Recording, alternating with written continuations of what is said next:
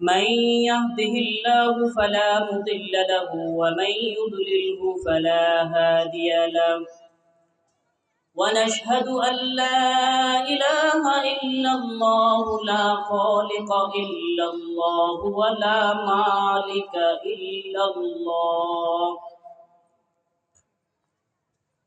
لا محيي إلا الله ولا مميت إلا الله ولا رازق إلا الله ونشهد أن سيدنا وسندنا وحبيبنا ومولانا محمدا عبده ورسوله الذي علمه الله فأحسن تعليما وأدبه الله فأحسن تأديبا ثم بعثه الله إلى كافة الناس معلما اللهم فصل وسلم عليه وعلى آله وأصحابه وأزواجه وذرياته وأهل بيته وعلماء أمته وفقهاء ملته ونجباء طريقته أجمعين أما بعد فأعوذ بالله من الشيطان الرجيم بسم الله الرحمن الرحيم فاذكروني أذكركم واشكروا لي ولا تكفرون وقال رسول الله صلى الله عليه وسلم الطاعم الشاكر بمنزلة الصائم الصابر أو كما قال عليه الصلاة والسلام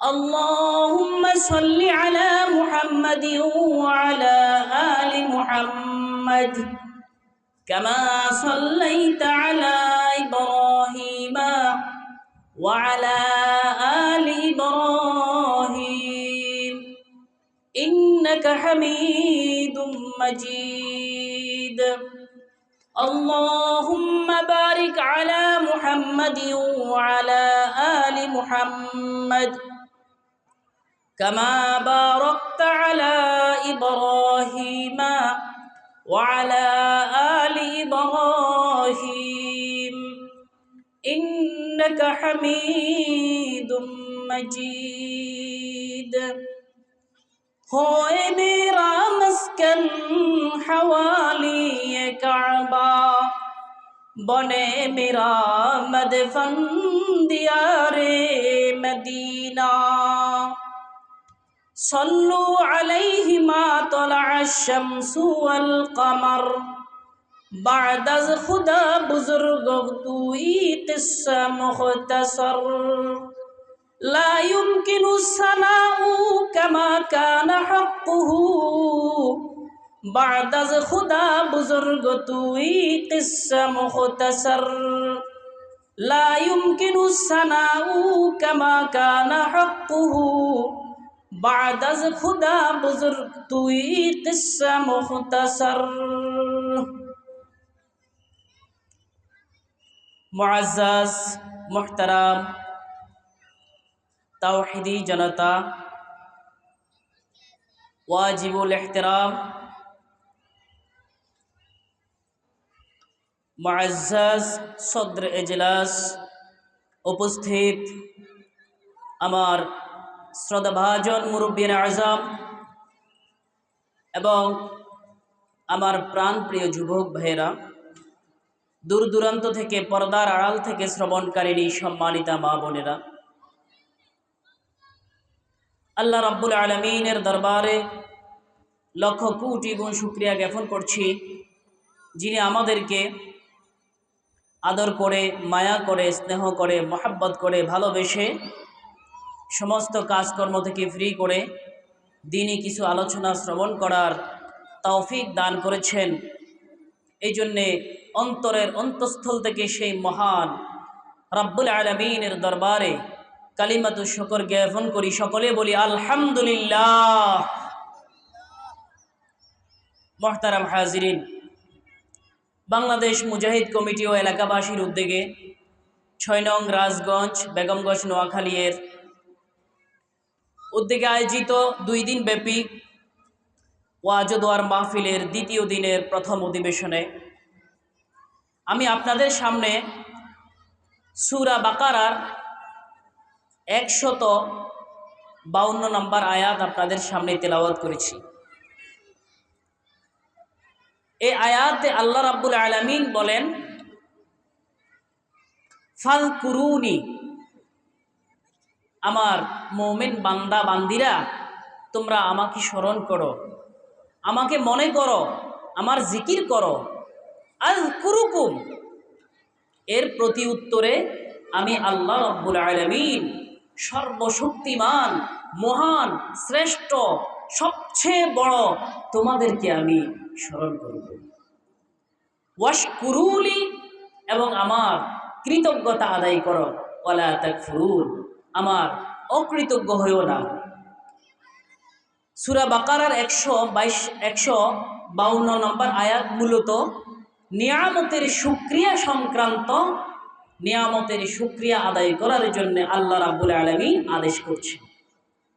এই জন্য আমি আপনাদের সামনে নিয়ামতের শুকরিয়া আদায় করা আমাদের জন্যে আবশ্যক এই সংক্রান্ত আলোচনা করার চেষ্টা করব। ওমা তাওফীক ইল্লা বিল্লাহ। মুহতারাম হাজিরিন, আল্লাহ রাব্বুল আলামিন তিনি আমাদেরকে না চাওয়া সত্ত্বেও দয়া করে, মায়া করে, আদর করে, ভালোবেসে মানুষ বানিয়েছেন। শুধু তাই নয়, আশরাফুল মাখলুকাত, এর পুরা পৃথিবীতে হাজার হাজার মাখলুকাত আছে, 18,000 মাখলুকাত, তার মধ্যে মানুষ সর্বশ্রেষ্ঠ। এই মানুষ আমাদেরকে তিনি বানিয়েছেন। মানুষের মধ্যেও আবার আছে নাস্তিক, মুরতাদ, কাফের, ইহুদি, খ্রিস্টান, জাতিগত বিভিন্ন দলে বিভক্ত। তার মধ্যে আমাদেরকে মুসলমান বানিয়েছেন। তিনি ইচ্ছা করলে আমাদেরকে কুকুর বানিয়ে রাস্তায় হাঁটাতে পারত, মানুষের গলায় আমাদের ঘুঁটি লাগিয়ে দিত, বিড়াল বানাতে পারত, প্রাণী বানাতে পারত, মাটি বানাতে পারত, অন্য অন্য জিনিস বানাতে পারত, কিন্তু তিনি আমাদেরকে মানুষ বানিয়েছেন। মানুষ বানানোর পরে মানব জাতির সভ্যতার জন্যে, আল্লাহ রাব্বুল আলামিনের আনুগত্য করার জন্যে, আল্লাহ রাব্বুল আলামিন পরীক্ষা করার জন্যে একখানা বিধান, একখানা গ্রন্থ আমাদের উপরে অবতীর্ণ করেছেন, আমাদেরকে দিয়েছেন। তার নাম হচ্ছে আল কোরআন। আল কোরআনের ১৫২ নম্বর আয়াতে আল্লাহ রাব্বুল আলামিন বলেন, তোমাদেরকে যে মানুষ বানিয়েছি, বিধান দিয়েছি, মুসলমান বানিয়েছি, তোমাদের এখন কর্তব্য কি? আমার শুকরিয়া আদায় করা। এই জন্য আল্লাহ রাব্বুল আলামিন বলেন, ফাযকুরুনি আযকুরকুম ওয়াশকুরুলি ওয়ালা তাকফুরুন।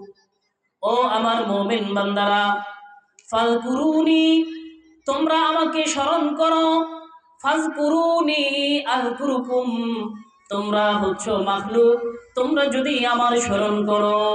আযকুরকুম, আমি খালিক, যিনি তোমাদেরকেও সৃষ্টি করেছি, মানব জাতিকে সৃষ্টি করেছি, জিন জাতিকে সৃষ্টি করেছি, মাটি বাতাস, আগুন পানি, মাটি বাতাস সব সৃষ্টি করেছি, আসমান সৃষ্টি করেছি, জমিন সৃষ্টি করেছি, হাওয়া সৃষ্টি করেছি, পৃথিবী এবং পৃথিবীর মধ্যে যাহা কিছু আছে সব কিছুই সৃষ্টি করেছি, জান্নাত সৃষ্টি করেছি, জাহান্নাম সৃষ্টি করেছি।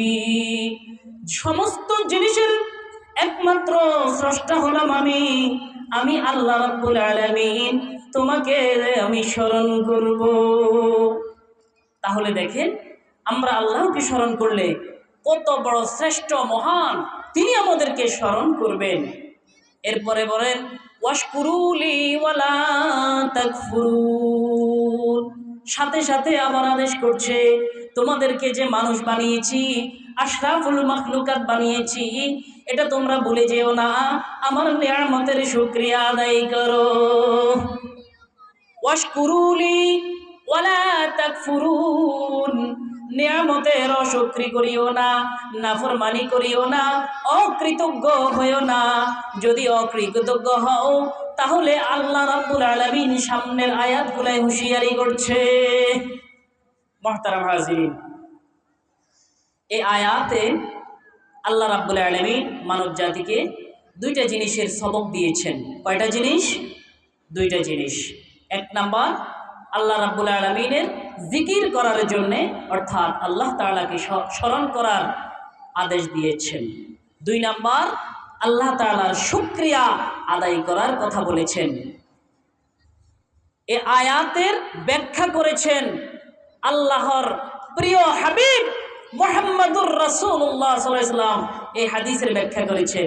তিনি বলেন যে কিভাবে আলহামদুলিল্লাহ, আলহামদুলিল্লাহ বলো, তাহলে আল্লাহর জিকিরও হয়ে যাবে, নিয়ামতের শুকরিয়া আদায় হয়ে যাবে। সুবহানাল্লাহ। দেখছেন কত সুন্দর, ছোট্ট একটা শব্দে কি হয়ে যাবে? আল্লাহর জিকিরও হয়ে গেল, নিয়ামতও আদায়, নিয়ামতের শুকরও আদায় হয়ে গেল। এরপরে রাসূলুল্লাহ সাল্লাল্লাহু আলাইহি সাল্লাম বলেন, আমি একখানা হাদিস আপনাদের সামনে তিলাওয়াত করেছি। হাদিস, আল্লাহ রাসূল বলেন, আত-তাঈমুশ শাকিরু, আত-তাঈমুশ শাকিরু বিমুনজিলাতিস সাইমিস সাবির। খাবার খেয়েছে, খাবারকে যিনি শুকরিয়া আদায় করেছে খাবারের, তিনি হচ্ছেন কার মতো? রোজদারির মতো, ধৈর্যশীল রোজদারির মতো। ধৈর্যশীল রোজদারির ন্যায় হচ্ছে তিনি, যিনি খাবার খেয়ে নিয়ামতের শুকর আদায় করেছে। মুহতারাম হাজিরিন, আল্লাহ রাব্বুল আলামিন অন্য আয়াতে বলেন, যদি আমি যে তোমাদেরকে নিয়ামত দান করেছি, এই নিয়ামতের যদি তোমরা শুকর আদায় করো, আমি আল্লাহ রাব্বুল আলামিন পুরস্কারের ঘোষণা করছি। কি? আল্লাহ রাব্বুল আলামিন বলেন, লা ইন শাকারতুম লা আযীদান্নাকুম ওয়া লা ইন কাফারতুম ইন্না আযাবি লাশাদীদ। এই আয়াতে আল্লাহ রাব্বুল আলামিন বলেন, লা ইন শাকারতুম লা আযীদান্নাকুম, যদি আমি যে নিয়ামত রাজি তোমাদেরকে দিয়েছি, আসমান জমিন, চন্দ্র সূর্য নক্ষত্র, আরো যা পৃথিবীতে আছে, গাছগাছালি, ঘর বাড়ি, ছেলে সন্তান, তোমার আরো যা যা দরকার সবকিছু আমি আল্লাহ রাব্বুল আলামিন তোমাকে দিয়েছি। তুমি যদি এর উপরে আমার শুকরিয়া আদায় করো, তাহলে লা ইন শাকারতুম লা আযীদান্নাকুম, আমি আল্লাহ রাব্বুল আলামিন তোমার সাথে ওয়াদা করছি, তোমার আমি আরো যা যা নিয়ামত দিয়েছি এর চেয়েও বেশি নিয়ামত আমি তোমাকে দেব। অর্থাৎ যদি শুকর আদায় করো, তাহলে তোমাকে যা দেখছো এর চেয়ে বেশি নিয়ামত আমি দান করব। সুবহানাল্লাহ। মুহতারাম হাজিরিন, তাহলে আল্লাহ রাব্বুল আলামিন কি দিবেন সেটা উল্লেখ করে নাই, কিন্তু কে উল্লেখ করেছে? আল্লাহ, যার উপরে আর কোনো শক্তিশালী কোনো মানুষ কেউ নাই, যিনি সবার উপরে। যেমন আমাদেরকে যদি কোনো প্রাইম মিনিস্টার বলে যে অমুক ব্যক্তিকে আমি পুরস্কার দেব, তাহলে তার খুশির শেষ থাকে না যে আমাকে সরকার প্রধান পুরস্কার দেবে, সবাই জানে বড় কিছু দেবে। কিন্তু সরকারের সরকার, বাদশার বাদশা, মানুষের সর্বশ্রেষ্ঠ খোদা আল্লাহ রাব্বুল আলামিন, সমস্ত কিছুর স্রষ্টা, সমস্ত ধন সম্পদ যিনি মানুষদেরকে দেয়, রাজা বানায়, বাদশা বানায়, বড় লোক বানায়, ধন দৌলত দেয়, মানুষকে মৃত্যু দেন, মানুষকে জন্ম দেন, মানুষকে যা ইচ্ছা তাই করেন, সব কিছু তার কবজায়, কুদরতে। যেমনি ভাবে কবি বলেছেন, কাদেরে কুদরত তুদারি হর ছেকাহিয়া কুনি, মুর্দারা জিন্দা কুনি, জিন্দারা বেজা কুনি। তার মানে সর্বস্রষ্টা, সমস্ত ক্ষমতার অধিকারী, তিনি যা ইচ্ছাই তাই করেন। মৃত্যুকে জীবিত, জীবিতকে মৃত, সবকিছুই করেন সেই আল্লাহ রাব্বুল আলামিন। ঘোষণা করছে লাইন শাকারতুম লাযীদান্নাকুম, পুরস্কারের ঘোষণা করেছেন, যদি আমার নিয়ামতের শুকর আদায় করো তাহলে আমি রাব্বুল আলামিন তোমাকে আমি কি করব? পুরস্কৃত করব। তাহলে এবার বুঝে দেখেন আল্লাহ রাব্বুল আলামিনের পুরস্কার কি হতে পারে, কত বড় হতে পারে, কত বেশি হতে পারে। মুহতারাম হাজিরিন, আজকে মানব জাতির মাঝে শুকরের বড়ই অভাব, মানব জীবনে শুকরিয়ার বড়ই অভাব।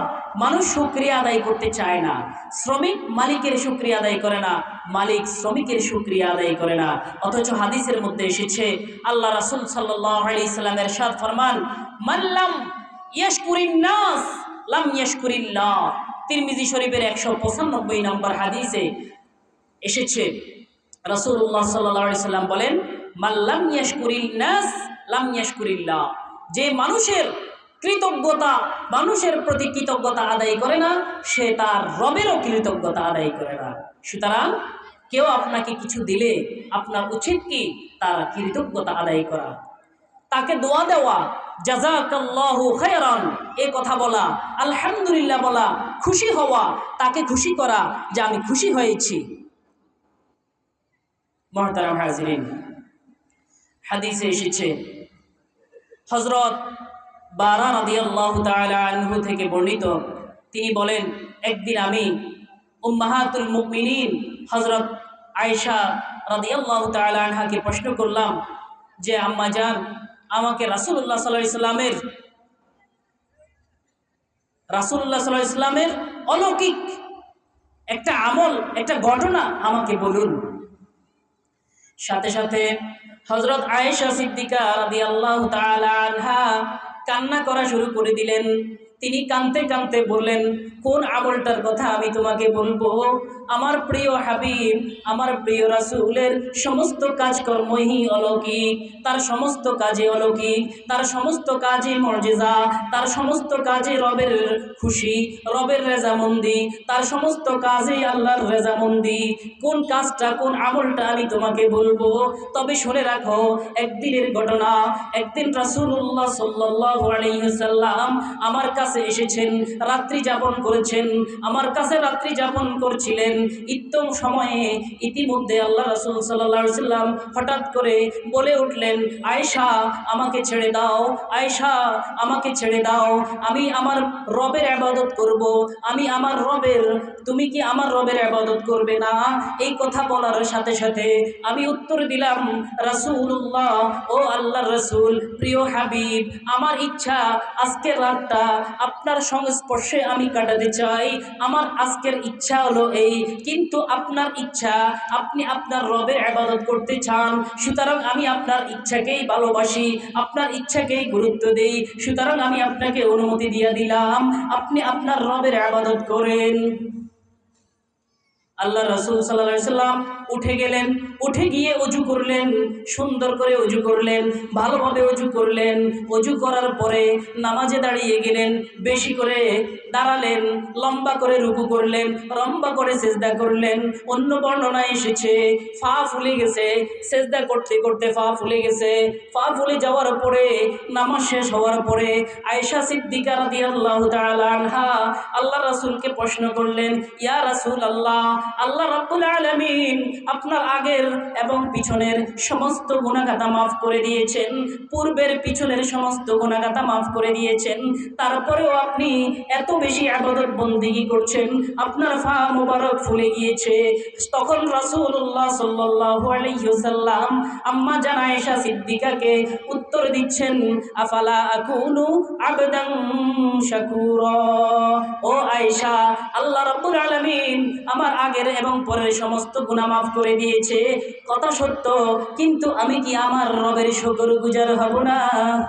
দেখেন, শুকরিয়াতান আল্লাহ রাসূল ইবাদত বন্দি করতে করতে পা মোবারক ফুলে গিয়েছে। তখন তিনি বলেন, আফালা আকুনু আবদান শাকুরা, আমি কি শুকরগুজার বান্দাদের মধ্যে হব না? আমি কি আমার রবের শুকর আদায় করব না? এই ছিল হযরত বারা রাদিয়াল্লাহু তাআলা থেকে বর্ণিত হাদিস। তখন আয়েশা রাদিয়াল্লাহু তাআলা এই ঘটনাটা হযরত বারা রাদিয়াল্লাহুকে শোনালেন। সুবহানাল্লাহ, এই ছিল নবীজির শুকরিয়া। এখন আমরা জানব কৃতজ্ঞতা অথবা শুকরিয়ার পরিচয় কি। শুকরিয়ার পরিচয় দিতে গিয়ে ইমাম গাজ্জালী রহমতুল্লাহ আলাইহি তার কিতাবের মধ্যে লেখেন, একজন বাদশাহ এক ব্যক্তিকে একটি ঘোড়া উপহার দিল। একজন বাদশাহ এক ব্যক্তিকে একটা ঘোড়া উপহার দিল। ঘোড়া উপহার দেওয়ার পরে ওই ব্যক্তির মধ্যে তিনটা বিষয় পাওয়া গিয়েছে। এক নাম্বার, ওই ব্যক্তি বাদশা থেকে ওই ব্যক্তি একটা ঘোড়া পেয়েছে, একটা ঘোড়ার মালিক সে হয়েছে, তার একটা ঘোড়া হয়েছে, এটা একটা তার জন্য নিয়ামত।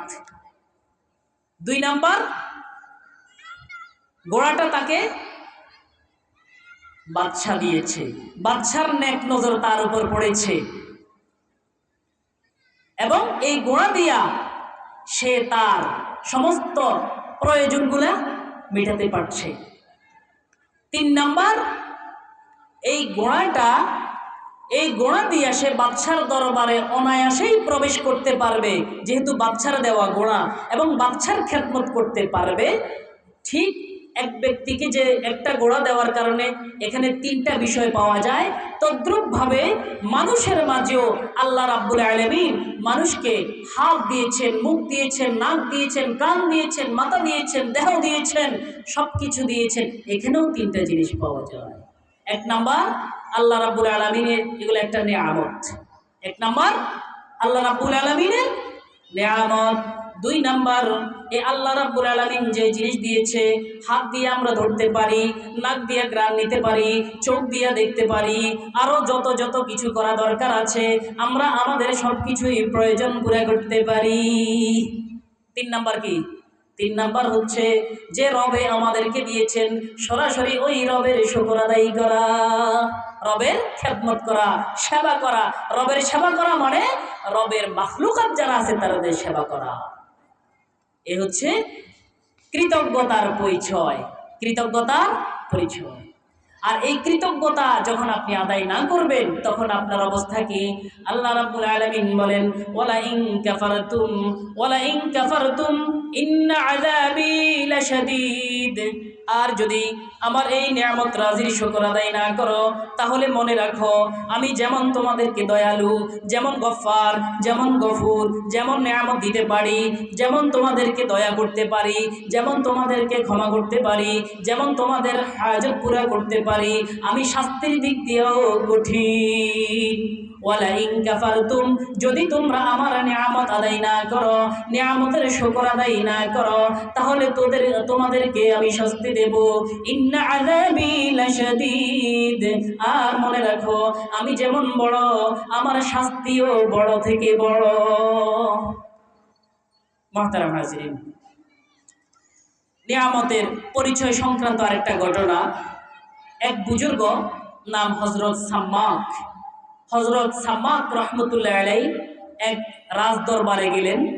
রাজ দরবারে যাওয়ার পরে দেখলেন বাদশাহ একটা গ্লাসের মধ্যে পানি নিয়ে খাচ্ছিলেন। হযরত সাম্মাক রহমতুল্লাহ আলাইহি যাওয়ার পরে বাদশাহ বলল, ও আল্লাহর ওলি, আমাকে একটা উপদেশ দেন, একটা নসিহত করুন। তখন হযরত সাম্মাক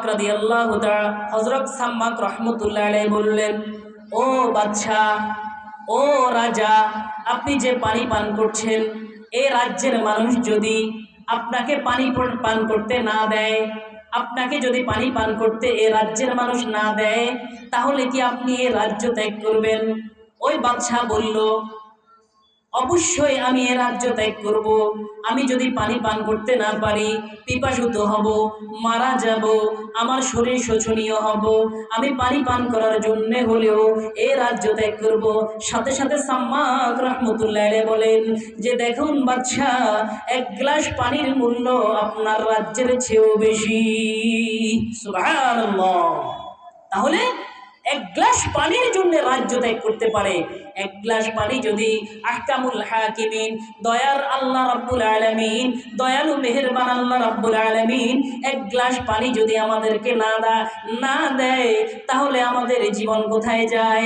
আমরা আর কিন্তু বাঁচি না।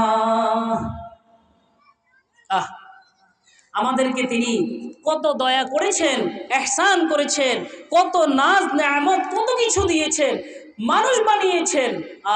এই জন্য কবি বলেন আদমিয়ত দাদাই বা মুসলমান করদাই, আদমিয়ত দাদাই বা মুসলমান করদাই, আয় খুদা কুরবা শাওম ইহসা বর ইহসা করদাই, आदमियत दादाई बा मुसलमान कर दाई, आए खुदा कुर्बा शवम महसा बर महसा कर दाई, कादरे कुदरत दारी हर चिखाही आकुनी, मुर्दरा जिंदा कुनी तू जिंदरा बेजा कुनी। ও রব্বুল আলামিন, মানুষ বানিয়েছো, তুমি মানুষ বানিয়েছো, মানুষ বানানোর পরে ছেড়ে দাও নাই, মুসলমান বানিয়েছো, ইহসান করেছো, অনেক ইহসান করেছো হে রব, হে আল্লাহ রাব্বুল আলামিন, এত বেশি উপকার করেছো। আমি তোমার নামে, তোমার রাস্তায় নিজেকে কুরবান করতে আমি প্রস্তুত। কাদেরে কুদরত দারি হর জগাহি আগুনি, কাদেরে কুদরত দারি হর জগাহি আগুনি।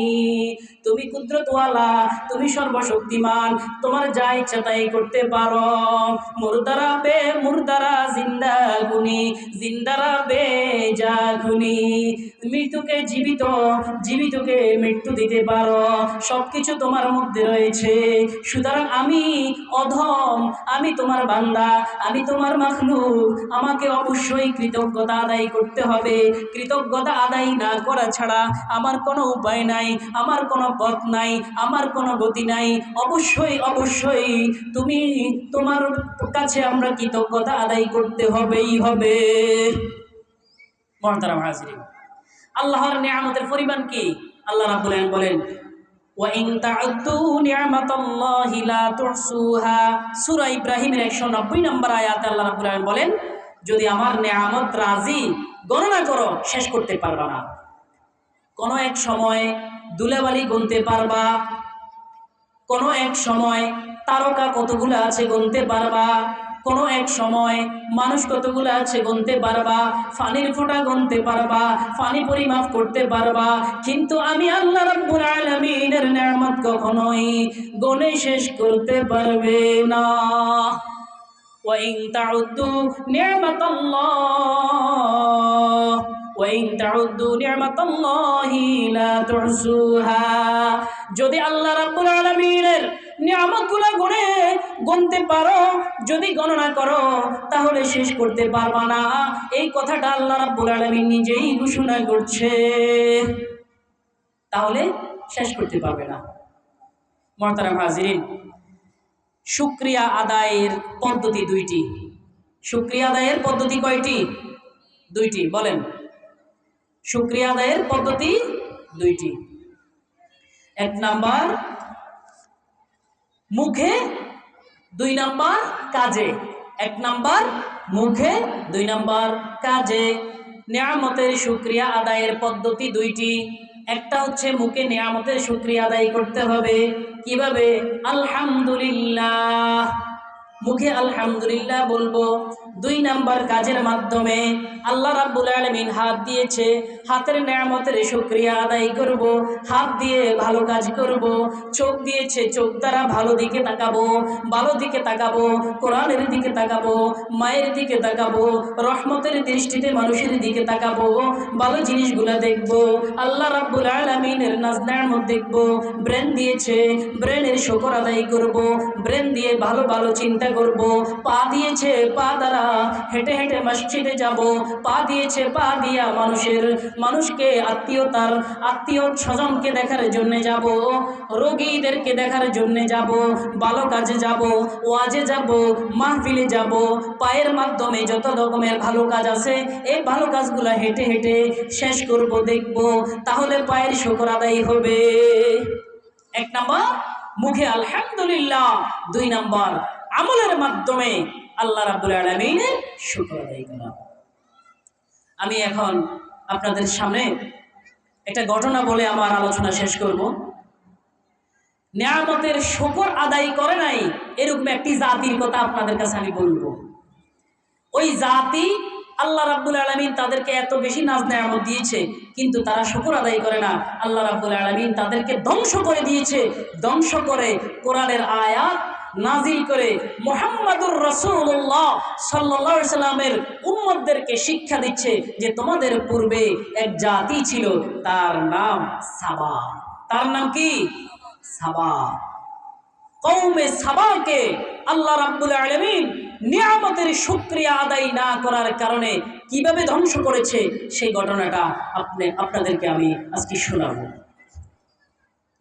তার আগে সূরা সাবা, কোরআনের মধ্যে একটি সাবা আছে, ওই কওমদের নামেই আল্লাহ রাব্বুল আলামিন সূরা নাজিল করেছেন, নাম হচ্ছে সূরা সাবা। 22 নম্বর পারায় সূরা সাবার 196 নম্বর আয়াতে আল্লাহ রাব্বুল আলামিন বলেন, লাকাদ কানা লিসাবাইন ফি মাসকানিহিম আয়া জান্নাতানি আন ইয়ামিনিন ওয়া শিমাল কুলু মির রিজকি রাব্বিকুম ওয়াশকুরু লাহ বালদাতুন তাইয়্যিবাতুন ওয়া রাব্বুন গফুর।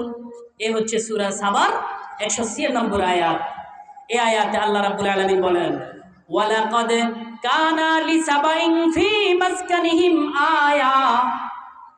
সাবা নামক জাতি, ওই অধিবাসীদের জন্য তাদের আবাসস্থলে ছিল একটি আয়া, একটি নিদর্শন। কি ছিল? একটি নিদর্শন। জান্নাতান আন ইয়ামিন, ওই জাতির ডান দিকে ছিল একটা বাগান, ডান দিকে ছিল একটা বাগান, ওয়াশিমাল, বাম দিকে ছিল একটা বাগান। তাদেরকে আমি আল্লাহ রাব্বুল আলামিন বলেছিলাম, কুলু মির রিজকি রাব্বিকুম, আমি রব তোমাদেরকে যে এই বাগান দিয়েছি, ফল দিয়েছি, মূল দিয়েছি, এত নাজ নেয়ামত দিয়েছি, খাও খাও, খাইতে থাকো। ওয়াশকুরুলা, আর বেশি কিছু করা লাগবে না, আমি আল্লাহ রাব্বুল আলামিনের শুকর আদায় করো। বালদাতুন তাইয়্যিবা, তোমরা যে শহরে বাস করছো এটা অত্যন্ত স্বাস্থ্যকর একটা শহর, পবিত্র একটা শহর, পরিচ্ছন্ন একটা শহর। ওয়া রাব্বুন গফুর, রব্বুন গফুর, রব তোমাদের অত্যন্ত দয়ালু, ক্ষমাশীল। এই কথা বলে ওই সাবা জাতির ঘটনার দিকে ইঙ্গিত করছেন। সাবা এটা হচ্ছে ইয়ামানের রাজধানীর নাম সানা, বাংলাতে বলা হয় সানা, আরবিতে বলা হয় সনআ। এই ইয়ামানের অধিবাসীদেরকে তাদের বাদশা এবং তাদের অধিবাসীদের উপাধি ছিল সাবা। এই সাবা জাতিদেরকে যারা আছে তাদেরকে আল্লাহ রাব্বুল আলামিন দুই সাইডে দুইটা বিশাল পাহাড় ছিল, পাহাড়ের মাঝখানের উপত্যকা, এই উপত্যকায় তারা বাস করত। তাদের শহরের নাম ছিল মাআরিব।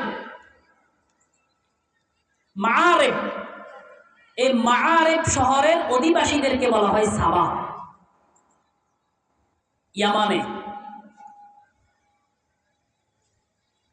পবিত্র কোরআনের সূরা নমলে হযরত সুলাইমান আলাইহিস সালামের সাথে রানী বিলকিসের যে ঘটনা উল্লেখ আছে, ওই রানী বিলকিসও এই সাবা এলাকার মানুষ, এই সাবা গোত্রের লোক।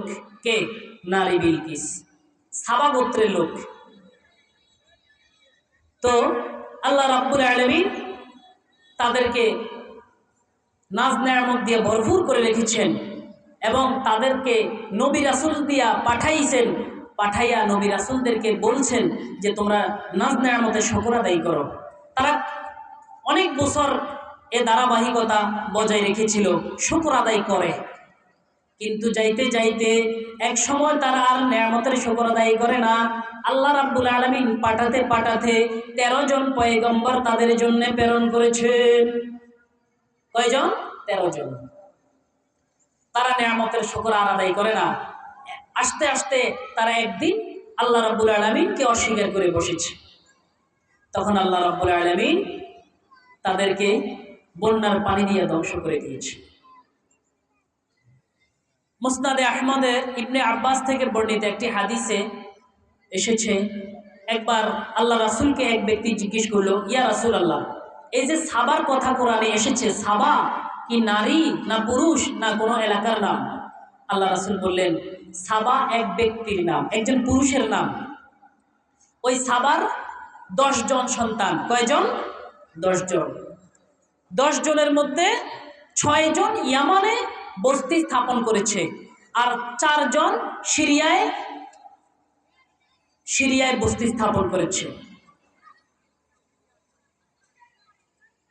6 জন এবং 10 জন। যখন তাদেরকে ধ্বংস করে দিয়েছিল, ধ্বংসের পরে এরা 6 জন ছেলে ইয়ামানে বস্তি স্থাপন করেছে, আর 4 জন সিরিয়ায় বস্তি স্থাপন করেছিল। তাদের থেকে বংশ বিস্তার করেছে। রানী বিলকিসের মতো লোকও ওই সাবা গোত্রের অধিবাসী, সাবা গোত্রের মানুষ। ওই সাবা ব্যক্তিটি এখন তাদেরকে যে ধ্বংস করেছে, তাদের এই ধ্বংস করার ঘটনাটা কখন ঘটিত হয়েছে? তাদের যে ধ্বংসের কথা এখানে উল্লেখ এসেছে, তাফসীর বিদগণ বলেন এটা রাসূলুল্লাহ সাল্লাল্লাহু আলাইহি ওয়াসাল্লামের নবুয়তের আগের ঘটনা, ঈসা ইসলামের আগমনের পরের ঘটনা। ওই সাবা ব্যক্তিটি আমাদের নবীর আগমনের কথা জানতো এবং মানুষদেরকেও বলতো যে শেষ জমানায় একজন নবী আসবে, নাম মুহাম্মদ, এবং মুহাম্মদ সাল্লাল্লাহু আলাইহি ওয়াসাল্লামের ধর্মের যদি আমি থাকতে মুহাম্মাদুর রাসূলুল্লাহ পৃথিবীতে আগমন করে আমি তার উপরে ঈমান আনয়ন করব, এভাবে বলেও গিয়েছে।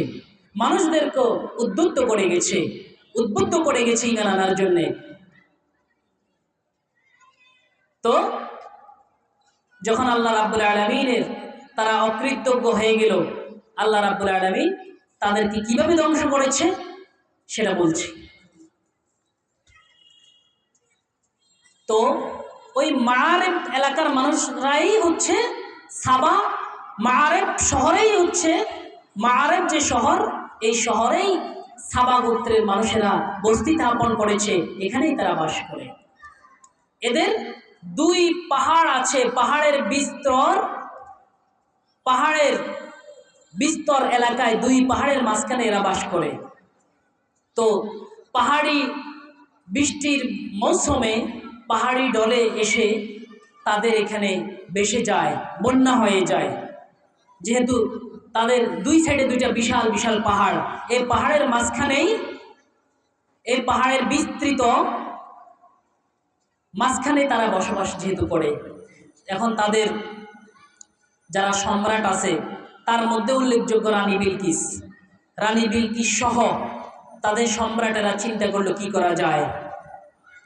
সভা পরামর্শে তারা 2 পাহাড়ের বৃষ্টির পানিকে আটকানোর জন্যে খুব শক্তিশালী বড় 2টি বাঁধ নির্মাণ করার সিদ্ধান্ত নিল। পাহাড়ে ঘেঁষে বিশাল আকারে পাহাড় পরিমাণ বাঁধ, যাতে করে পাহাড়ি দল তাদের শহরে ঢুকতে না পারে। তাহলে কোনো পাহাড়ের মাঝখানে এরকম দেয়াল তৈরি করতে এরকম মজবুত কিছু লাগে। রানী বিলকিসের ঘটনা যেহেতু কোরআনে এসেছে, তো তারা কি করলো, মজবুত দুটি মজবুত বাঁধ নির্মাণ করেছে। এই বাঁধের মাধ্যমে পাহাড়ি ঢলকে তারা ঠেকানোর জন্যে এবং এই পানিকে সঞ্চয় করে রাখে, যাতে করে এই পানিকে তারা তাদের বাগানগুলায় দিতে পারে, জমি জামায় দিতে পারে, শহরের অন্যদিকে পানিগুলা যাতে যায়। আল্লাহ রাব্বুল আলামিন সূরা সাবার এই আয়াতের মধ্যে একটা কথা বলেছিলেন যে জান্নাতান, বলছিলেন দুইটা বাগানের কথা বলেছেন, আন ইয়ামিন ডানে একটা, এরপরে বলেছেন ওয়াশিমাল বামে একটা। তার মানে তাদের দুই দিকে দুইটা পাহাড়, ওই পাহাড়ের পাদদেশে তাদের বিশাল লম্বা চলে গেছে বাগান, এদিকে একটা ওইদিকে একটা, এরকম দুইটা বাগানের কথা আল্লাহ বলছেন। তো এখন এই বৃষ্টির পানিকে তারা আটকানোর জন্য বিশাল মজবুত করে দুটি বাঁধ নির্মাণ করেছিল। যখন এ বাঁধ নির্মাণ করা হলো তখন মোটামুটি তারা শান্তিতে থাকতে পারে। বর্ষাকালে বৃষ্টির মৌসুমে আর তাদের কোনো কষ্ট হয় না। এখন তারা আরও নিজেদেরকে উর্বর করার জন্যে, স্মার্ট করার জন্যে, ডিজিটাল করার জন্যে তারা কি করলো, এই পানিকে আরও আটকানোর জন্যে বাঁধের নিচে বিশাল এক আধার নির্মাণ করলো। ওই আধারে আবার 12টি খাল কাটলো। এই 12টি খালের মাধ্যমে পুরা সাবা শহরে আশেপাশে যত মাআরিব শহরের অধিবাসীদের জন্য যাদের পানির প্রয়োজন, 12টা খাল কেটে পুরা শহরের অধিবাসীদের জন্য পানির ব্যবস্থা করেছে। সুন্দরভাবে সবাই এই 12টি খাল থেকে সমানভাবে প্রবাহমান হয়, সবাই সুন্দরভাবে পানি পায় এবং তারা খুব আনন্দ বিনোদনের সাথে জীবিকা নির্বাহ করে। জীবিকার জন্য আল্লাহ রাব্বুল আলামিন তাদের জীবিকার ধার উন্মুক্ত করে দিয়েছেন। চতুর্দিকে ফল মূল, রিজিকের শেষ নাই। খাইতে খাইতে খাইতে একদিন তারা আল্লাহকে ভুলে গেল, আল্লাহকে অস্বীকার করল। তখন যখন এই অবস্থা দেখলো যে আল্লাহ রাব্বুল আলামিন এত সুন্দর একটা এলাকায় তাদেরকে রাখছে, পানির ব্যবস্থা করে দিয়েছে, পাহাড়ের ব্যবস্থা করেছে, বিশাল লম্বায় দুই পাহাড়ের পাদদেশে বাগান দুইটি আল্লাহ রাব্বুল আলামিন করে দিয়েছে, যে বাগানে এত বেশি ফলমূল হইতো, যদি কোনো এক ব্যক্তি খালি একটি টুকরি নিয়া মাথায় করে হেঁটে যেত, ফলমূলগুলো টুকরির মধ্যে পড়ে যেত, তার হাত দিয়া কোনো ফল ধরার দরকার ছিল না। সুবহানাল্লাহ, এমন অবস্থা ছিল বাগানগুলার। আবার পানির প্রয়োজন, সাথে সাথে খাল আছে, খাল থেকে পানি নাও। এত আরাম এসে যখন তারা সময় কাটছে, আল্লাহকে ভুলে গেল। অথচ আল্লাহ রাব্বুল আলামিন 13 জন নবী প্রেরণ করেছে, যে আল্লাহ রাব্বুল আলামিন তোমাদেরকে বলেছে কুলু মির রিজকি রাব্বিকুম, তোমরা এখান থেকে খাও, তবে ওয়াশকুরুলা, তার শুকরিয়া আদায় করো, আল্লাহকে ভুলে যেও না। তোমরা ধারাবাহিকভাবে অনেক বছর আল্লাহর শুকর আদায় করছো, এখন শেষ পর্যায়ে এসে আল্লাহকে কেন ভুলে গেলাম? মুহতারাম হাজিরিন, যখন এই অবস্থা হলো তখন তাদের কিতাবে লেখা আছে, আমরা একদিন অপরাধ করলে আল্লাহ রাব্বুল আলামিন ইঁদুরের মাধ্যমে আমাদেরকে ধ্বংস করে দিবে। কিসের মাধ্যমে? ইঁদুরের মাধ্যমে। তাদের কিতাবে লেখা আছে। যখন তারা আল্লাহর নাশকরি শুরু করলো, তখন তারা অনেক দিন পরে হঠাৎ তাদের যে বাঁধ, এত সুন্দর করে যে বাঁধ নির্মাণ করেছে, বাঁধের পানি আটকাইয়া সেখান থেকে তারা পুরা শহরে পানি সঞ্চালন করে, পুরা শহরে পানি দেয়। এ পানি দ্বারা তারা জীবিকা নির্বাহ করে, সুন্দরভাবে চলে। এত সুন্দর করে তারা কাঠামো তৈরি করেছে, কাঠামোর আশেপাশে অনেকগুলো ইঁদুর তারা দেখতে পেল। তখন তাদের মধ্যে যারা বিচক্ষণ আছে, যারা কিতাব বুঝতে আর বাকি নাই, এই বুঝি আল্লাহর আযাব চলে আসলো। তাদের মধ্য থেকে একদল মানুষ সাথে সাথে ওই মাআরিব শহর ত্যাগ করে চলে গেল। অর্থাৎ সাবা গোত্রের মানুষ একদল চলে গেল ইঁদুর দেখার সাথে সাথে, যে নিশ্চয়ই আযাব আসতেছে। আরো একদল কি করলো, অনেকগুলা বিড়াল ছেড়ে দিল, যাতে করে এই ইঁদুরগুলাকে শেষ করে দেয়। কিন্তু আল্লাহর ইচ্ছা হলো এই বাঁধ শেষ করে এদেরকে ধ্বংস করে দেব। আল্লাহ রাব্বুল আলামিনের যে ইচ্ছা, এই ইচ্ছার বিরুদ্ধে বিড়াল কিছুই করতে পারবে না। তারা যখন দেখলো যে অনেক বিড়ালের মাধ্যমে ইঁদুর নিধন করছে, কিন্তু নিধন হচ্ছে না, বরং ইঁদুর আরো বাড়ছে। তারপরে তাদের কিছু একদল চলে গেল বিভিন্ন এলাকায়, আবার একদল এখানে আসলো। এরপরে আল্লাহ রাব্বুল আলামিন অন্ধ ইঁদুর, কি ইঁদুর? অন্ধ ইঁদুর নিযুক্ত করে দিলে বান কাটার জন্যে। ইঁদুরের দলেরা আস্তে আস্তে ওই বাতগুলার নিচ থেকে কাটা শুরু করে দিল। যখন বৃষ্টির মৌসুম আসলো, বৃষ্টি শুরু হলো, প্রবল ঢলে পানি থই থই হয়ে গেল, তখন ওই অবকাঠামোর মধ্যে ইঁদুরে কেটে এটাকে যে দুর্বল করে ফেলেছে, সাথে সাথে ফাটল দেখা দিয়েছে। ফাটল দেখা দেওয়ার পরে এই বৃষ্টির পানি আর আটকাতে পারে নাই। দুই দিক থেকে পানি এসে ওই শহরের অধিবাসীদেরকে একেবারে পানির ভিতরে ডুবাইয়া পাদের পানিতে তাদের তৈরি করা অবকাঠামোয় তারাই নিজেরাই সেখানে পড়ে সবাই মারা গেল, তারা সবাই ধ্বংস হয়ে গেল। তাদের একদল আগেই ইঁদুর দেখে পলায়ন করলো, আর বাকি সব সেখানে মারা পড়ল।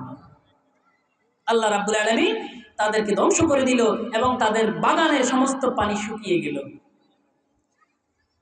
এরপরের আয়াতে আল্লাহ রাব্বুল আলামিন ওই যে তাদেরকে ধ্বংস করেছে সেই ধ্বংসের কথা আল্লাহ রাব্বুল আলামিন বলেন, ফাআরাদু ফারসালনা আলাইহিম সাইলাল আরাম।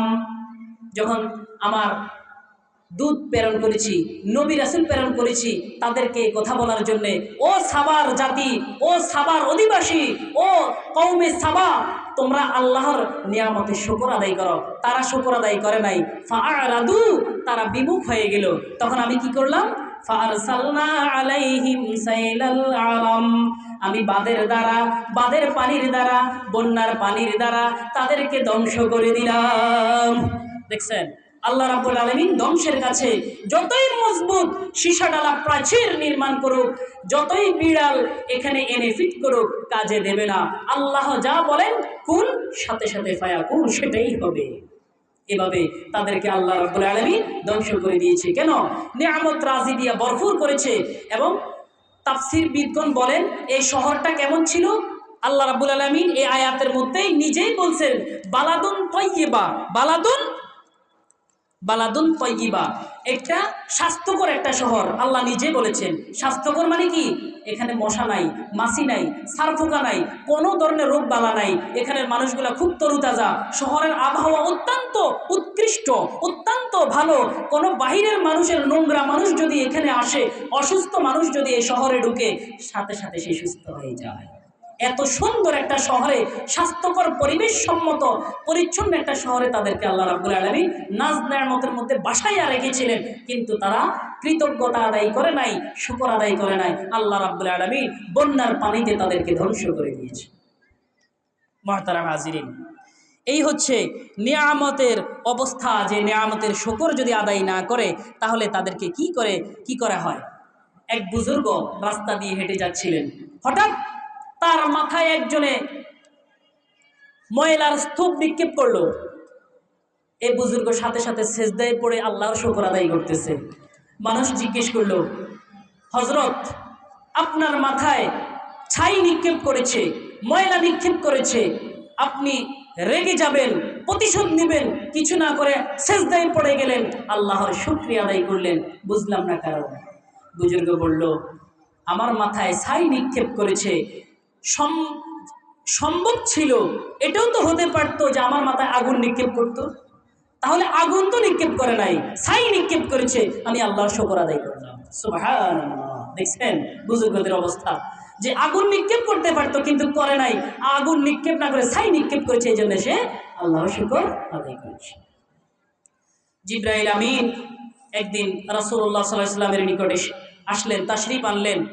তাশরীফ এনে বললেন, ইয়া রাসূলুল্লাহ, আল্লাহ রাব্বুল আলামিন আপনার স্বাচ্ছন্দ্য জীবিকার জন্যে আল্লাহ রাব্বুল আলামিন আপনাকে পাহাড়, যে দূরে যে পাহাড় দেখতেছেন, এই পাহাড়টাকে স্বর্ণ করে দিতে চাচ্ছে। আপনার অনুভূতি কি?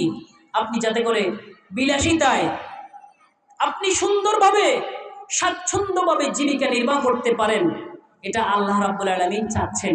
আপনার অভিমত কি? আল্লাহ রাসূল বলেন, ওয়ালাকিন আশবাউ ইয়াওমান ওয়া আজুউ ইয়াওমান। ও জিবরাইল আমিন, আমি তো এটা চাচ্ছি না, আমি তো এটাই রাজি না। আল্লাহ রাব্বুল আলামিন আমাকে জীবিত দুনিয়াতে যদি রাখতে চান, আমি এই প্রস্তাবে রাজি নয়। আমি চাই ওয়ালাকিন আশবাউ ইয়াওমান, একদিন আমি, যেদিন আমি তৃপ্ত সহকারে আহার করব, ওয়াজুউ ইয়াওমান, একদিন আমি ক্ষুধার্ত থাকব, ফাইজা জাতু তাদাররাতু ইলাইকা, যেদিন আমি ক্ষুধার্ত থাকব, আমি সেদিন আল্লাহ রাব্বুল আলামিনের কাছে কান্নাকাটি করব, ওয়া যাকারতুকা, আল্লাহ রাব্বুল আলামিনের জিকির করব, ওয়া ইযা শাবি'তু, আর যেদিন আমি পরিতৃপ্ত হব, যেদিন আমি পেট ভরে খেতে পারবো, হামিদতুকা, সেদিন আমি আল্লাহ রাব্বুল আলামিনের প্রশংসা করব, ওয়া শাকারতুকা, সেদিন আমি আল্লাহ রাব্বুল আলামিনের শুকরিয়া আদায় করতে চাই। সুবহানাল্লাহ, এটা বুখারী শরীফের হাদিস। দেখছেন, আল্লাহ রাসূলকে স্বর্ণ করে দিতে চাচ্ছে পাহাড়কে। আল্লাহ রাসূল বলেন না, একদিন আমি পেট ভরে খাবো, একদিন ক্ষুধার্ত থাকবো। যেদিন ক্ষুধার্ত থাকি সেদিন আল্লাহর কাছে কান্নাকাটি করব, সেদিন আল্লাহ রাব্বুল আলামিনের জিকির করব। যেদিন পেট ভরে খেতে পারবো সেদিন আল্লাহর কাছে প্রশংসা করব, শুকর আদায় করব। এই ছিল নবীজির শুকর। আজ আমরা কোথায়? আমাদের শুকর কোথায়? এই যে দেখেন, একটা প্রবাদ আছে যে নেয়ামত চলে গেলেই তখন কদরে নেয়ামত বাদে যাওয়াল আস্ত। নেয়ামত যখন চলে যায় তখন নেয়ামতের কদর বাড়ে। যেদিন আপনার একটা হাত চলে গেছে তখন আপনি আফসোস করেন, এতদিন হাতটা ছিল, হাতটা দিয়ে কত কিছু করেছি, আল্লাহ আবার ফিরে দাও, এই হাত দিয়ে সবসময় দান করবো, খয়রাত করবো, অনেক কিছু মনে মনে করেন, আসলে না, কিছুই করবেন না। যেদিন আপনার জ্বর হয় ভাবেন যে সুস্থ হলে এই নেকের কাজ করব, ভালো কাজ করব, কিন্তু করেন না। কদরে নেয়ামত বাদে যাওয়াল আস্ত। আর আল্লাহ রাব্বুল আলামিন আগেই বলেছেন, যদি লাইন শাকারতুম লাযীদান্নাকুম ওয়া লাইন কাফারতুম ইন্না আযাবি লাশাদীদ, তোমরা যদি আমার নিয়ামতের শুকরিয়া আদায় করো তাহলে আমি তোমাদের নিয়ামত বাড়িয়ে দিব। আর আমি আল্লাহ রাব্বুল আলামিন প্রতিশ্রুত, আমি এই পৃথিবী সৃষ্টি করেছি, পৃথিবীতে তোমরা যে ধন দৌলতের জন্য দৌড়াও, সারা জীবন ব্যয় করে দিয়েছ 10,000 টাকার জন্য, 10 লাখ টাকার জন্য, আমি আল্লাহ রাব্বুল আলামিন পুরা পৃথিবীর মানুষকে এভাবে কোটি কোটি টাকা দেই, ধন দেই, দৌলত দেই, গাড়ি দেই, বাড়ি দেই, জমিনের নিচে যত খাজানা পাও, যত স্বর্ণের খনি পাও, আমি আল্লাহ রাব্বুল আলামিন দেই। যা কিছু আছে আমি দেই, সেই আমি আল্লাহ রাব্বুল আলামিন ওয়াদা করছি লাযীদান্নাকুম, আমি বাড়াইয়া দেব, আমি দেব। আর আমি আল্লাহ রাব্বুল আলামিন যেহেতু ওয়াদা করেছি, আমি কি পরিমাণ দিতে পারি তোমরা কোনো কল্পনাও করতে পারবে না। কোনো মানুষ, কোনো কান কখনো শুনে নাই, কোনো চক্ষু কখনো দেখে নাই, কোনো মন কখনো কল্পনা করে নাই, এত বেশি পরিমাণ নাজ নেয়ামত আমি দেব। তোমরা শুধু কি করো? শুকর আদায় করো। মুহতারাম হাজিরিন, যে কথাগুলো বলেছি এর উপরে আল্লাহ রাব্বুল আলামিন সবাইকে আমল করার বোঝার তৌফিক দান করুক। এগুলি আমি আমার আলোচনা এখানে শেষ করলাম। ওয়া মা আলাইনা ইল্লাল বালাগ। আসসালামু আলাইকুম ওয়া রাহমাতুল্লাহ।